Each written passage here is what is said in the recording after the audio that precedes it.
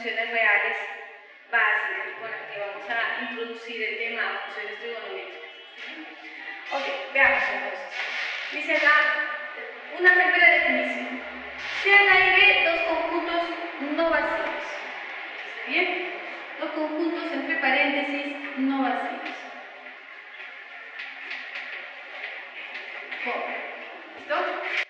Se dice que f la vamos a denotar así. F es una función de A en B, hay un orden acá, hay un orden de A en B, si satisface dos condiciones. ¿Cuáles son esas dos condiciones? La primera condición es que esta F tiene que ser un subconjunto del A por B. Este A por B es el producto de conjuntos, ¿no? Producto cartesiano. Ok. Son pares ordenados, esto de acá, ¿recuerda usted? Entonces, él es un subconjunto de este producto, ¿vale? Es decir, ellos son pares ordenados, ¿no? Entonces, la segunda condición es si, es una condicional, si, como son pares ordenados, vamos a poner X, Y pertenece a F. Expliqué que ellos son pares ordenados, ¿verdad? Y además, este otro par ordenado también pertenece a F como elemento de un conjunto, entonces debe satisfacerse que la Y será igual a la Z. Igual a la Z. Es una condicional, recuérdelo bien, siempre, ¿no?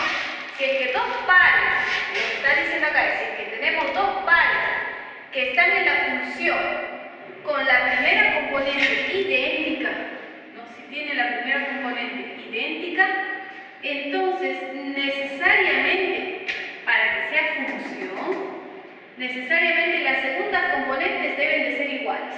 Eso quiere decir, si usted, ya regresamos un poco, si Y es igual a Z, Y igual a Z, entonces en realidad no son dos pares ordenados, sino uno solo. Y si es un solo par ordenado, entonces va a ser función. ¿Se deja ver? Entonces, listo. Tengo dos condiciones. Ser un subconjunto del producto cartesiano para darme el orden. De A en B, me da el orden. Y la primera componente no se debe repetir. Lo que me está diciendo esta segunda condición es que la primera componente no se debe repetir. Si es que se repite, es una condicional. Si es que se repite, las segundas tienen que ser iguales. Entonces aquí podríamos poner entre comillas, ¿no? Esta segunda condición quiere decir que la primera, vamos a corregir acá, la primera componente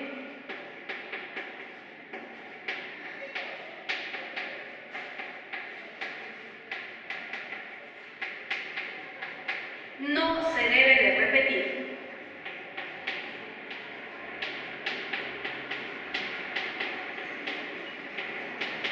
No se debe repetir.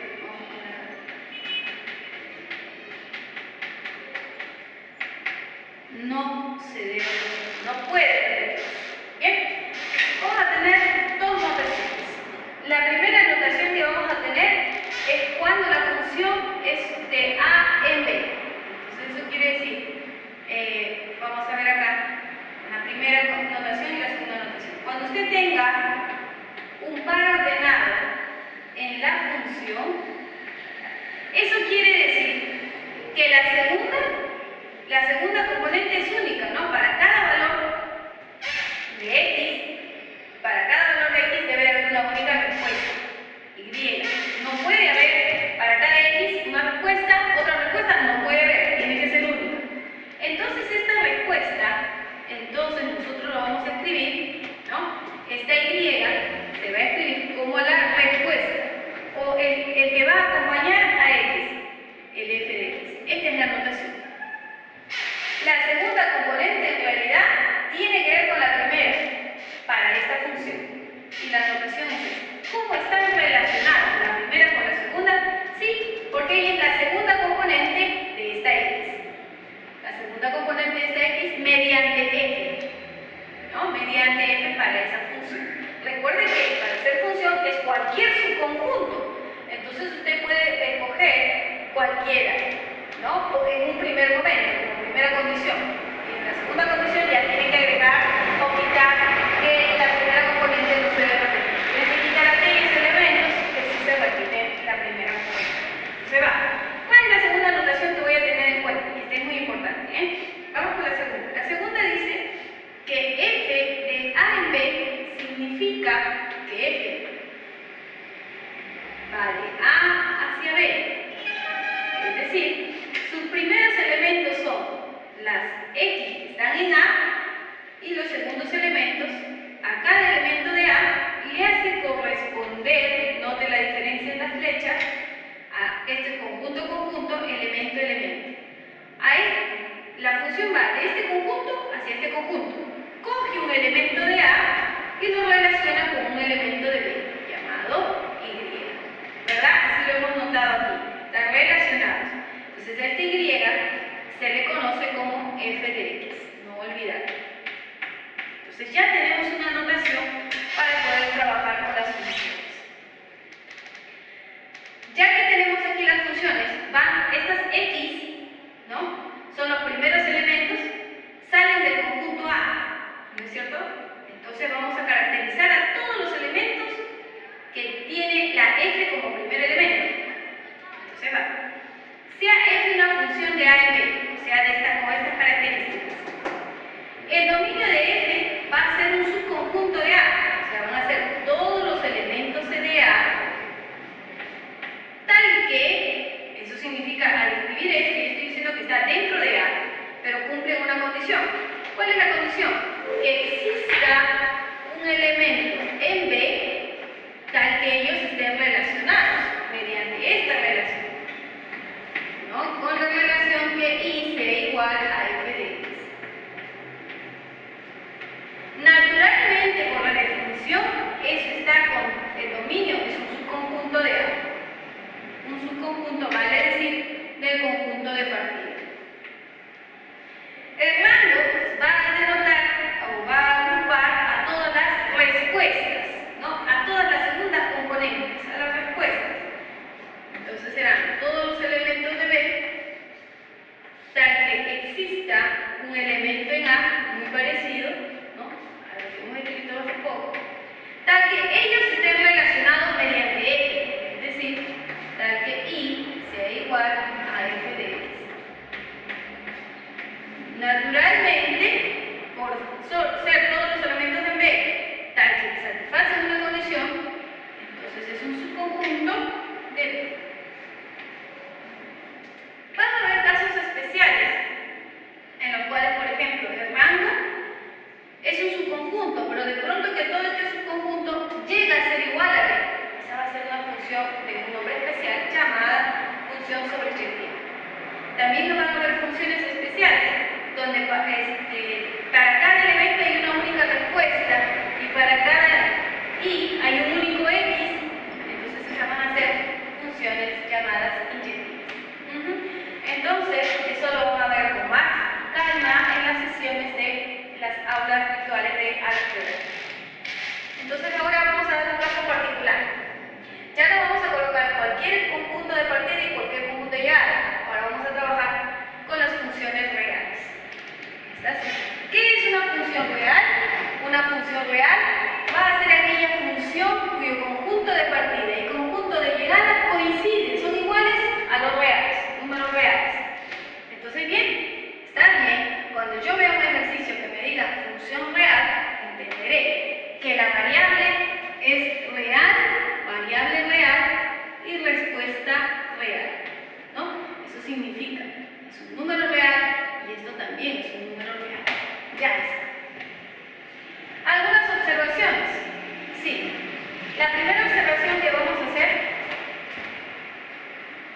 observación número 1, la primera observación que vamos a hacer es la siguiente. Ya que estamos hablando de funciones reales, de variables reales, entonces debemos recordar que esto es el eje X, todos los reales positivos, todos los reales negativos, de manera análoga al eje de las griegas positivos negativos, ¿no? Entonces, nosotros vamos a escribir acá eje X, eje Y. Siempre colocando 0 al origen, 90 grados.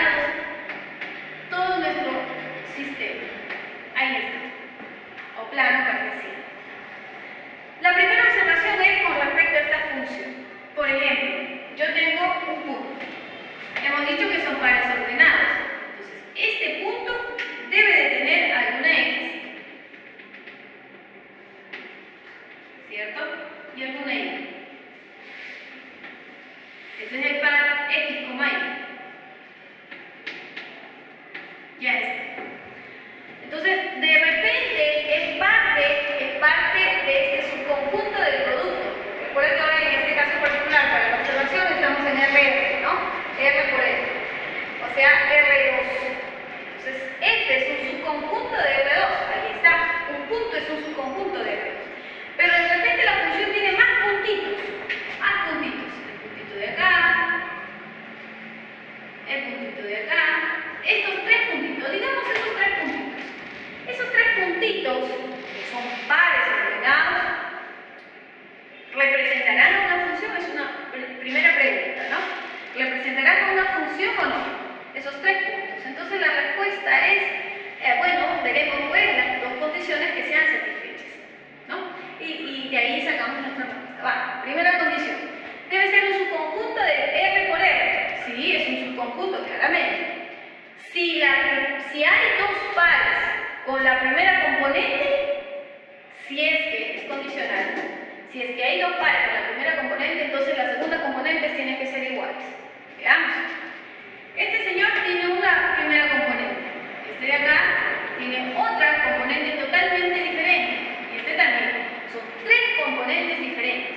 Entonces, acá dice, si es que era condicional, como no son iguales, entonces esto sí es una función. Entonces, ¿qué más? Yo podría decir, ya es una función porque ninguna de las primeras componentes se repite. No, acá le podemos poner x1, x2, x3. ¿Sí? Ninguna de ellas se repite. Será la condición en las dos y. Ahora, pasamos aquí. Dominio de la función. El dominio y el rango de la función, ese es otro paso. Primero hay que saber distinguir si es que un subconjunto del plano va a ser una función. Luego que de eso pasamos a distinguir lo que es dominio y lo que es rango. Miren, efectivamente, aquí solamente hay tres puntitos.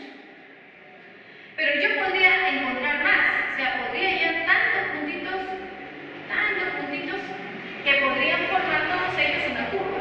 Digamos esta curva de acá.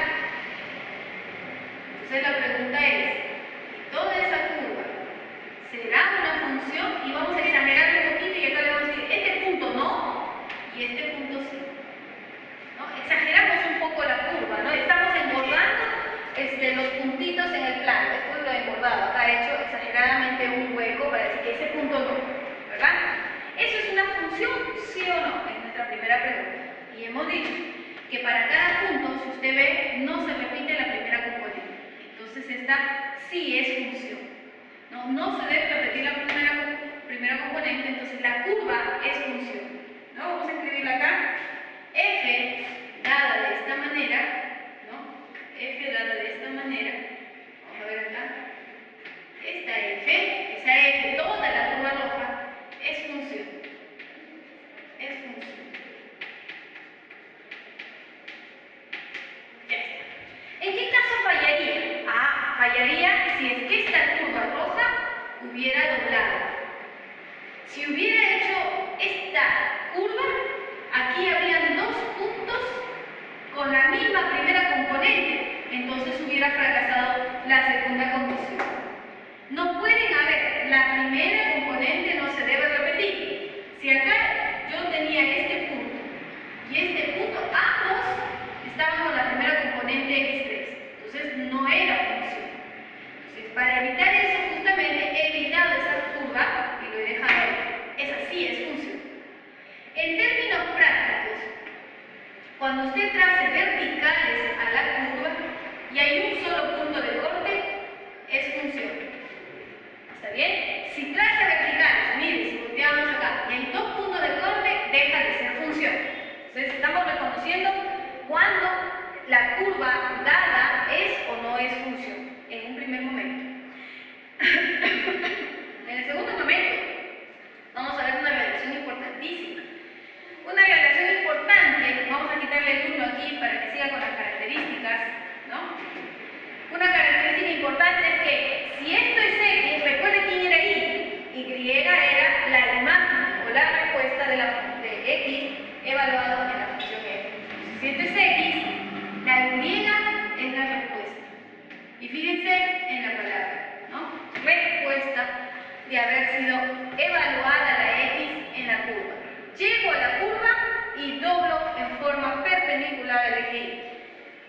perpendicularmente, toco la curva, volteo hasta formar 90 grados, esa es la respuesta. Las respuestas siempre se van a ver en el eje de las Y. Entonces, esto es importante para resolver varios ejercicios. Vamos a hacer uno al respecto. Ahora, la observación número 2, esta observación que queda un poco aplastadita aquí, esta observación va a corresponder a justamente dominio y rango. Veamos. Supongamos que tenemos una función. Vamos a colocarla aquí la función. Entonces vamos a colocarla de esta forma, más o menos así. ¿No? Verifiquemos, ¿es función o no? La característica era trazar verticales, ¿sí? Y hay un único punto de corte, ¿cierto? Entonces, esta curva roja también es una función G, ¿no? Bien, yo quisiera ahora calcular esta función G. Yo quisiera calcular el dominio y el rango de la G. Cuando eran solamente puntos, como esos tres que dibujé al inicio, era fácil. El dominio eran las primeras componentes. Ahora veamos. Supongamos que usted tiene un punto aquí, un punto móvil. Un punto. Entonces él debe tener una coordenada X y debe tener una coordenada Y. El dominio va a ser la primera componente y el rango la segunda. Muy bien. Entonces, si nosotros queremos saber qué valores va a tomar la X, ¿no? La X, cuando ese punto blanco se deslice sobre toda la función G, sobre toda la curva G, entonces vamos a ver qué valores va a tomar X. ¿Está bien? Entonces deslicemos ese punto desde el inicio. A ver, veamos. Deslicémoslo para la derecha. Si deslizamos el punto hacia la derecha, nosotros vemos que sus abscisas o primeras componentes van avanzando. ¿Sí? Sigue avanzando el punto blanco, lléguelo hasta ahí, ya estamos bajando. A medida que el punto va bajando, su ordenada va siendo esta, ¿verdad? Hasta que llega aquí. Listo. Y si lo toma, ¿verdad? Si toma ese punto. Entonces nosotros estamos diciendo que la X va a ir variando por toda esta zona, pero aquí no. Y bien claro lo dice, ahí no. Listo. Entonces esa es la región en la que va a variar el X. Entonces nosotros vamos a escribirlo así despacio, un poquito más abajo. Si esto fuera A y esto fuera B, así como fuera 5 y fuera 15, entonces nosotros podemos concluir que el dominio o los valores que puede tomar la primera componente, el dominio de la G, así se denota el dominio o el conjunto de los valores que pueden tomar las primeras componentes, van a ser todo el intervalo A hasta B, ¿verdad? A hasta B y B cerrado. Fíjense bien. Listo. Eso fue el trabajo que hemos hecho para el dominio. Ahora damos el trabajo para el rango. En el caso del rango, usted debe de pensar, ahora que vamos a hacer, mover este punto blanco sí, sobre toda la curva, pero para ver los valores de la Y. Empiece acá. Entonces sería, ¿no? Empezamos. Este valor no lo toma. De cajón no lo toma. ¿Cierto? Ahora empiezo a subir. Como va a ir por aquí,